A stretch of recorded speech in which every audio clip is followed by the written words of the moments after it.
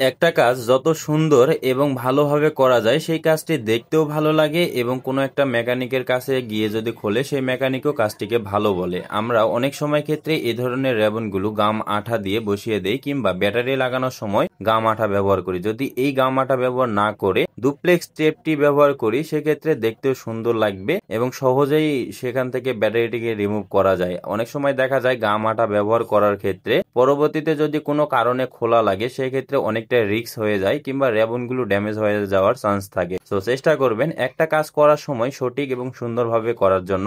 এই যে আমি ডুপ্লেক্স টেপটি লাগিয়ে রেবনটিকে বসিয়ে দিলাম, আপনারা দেখতেই পাচ্ছেন খুব সুন্দরভাবে আমি টেপটিকে লাগিয়ে নিলাম। লাগিয়ে নেওয়ার পর ভালোভাবে টেপের উপরে লেভেলটিকে উঠিয়ে রেবনটিকে সুন্দরভাবে ফ্রেমের সঙ্গে লাগিয়ে দিলাম। দেখতে অনেকটা সুন্দর লাগলেও কাজটি কিন্তু খুব সুন্দর হবে। সো সিনিয়র টেকনিশিয়ান ভাই আছেন, অবশ্যই কমেন্ট বক্সে জানিয়ে দিবেন ডুপ্লেক্স টেপটি ব্যবহার করা ভালো নাকি গাম আঠা ব্যবহার করাটি ভালো। সো ভিডিওটি ভালো লাগলে ইউটিউব চ্যানেলটিকে সাবস্ক্রাইব করে ভিডিওটিকে শেয়ার করে দিবেন। ধন্যবাদ।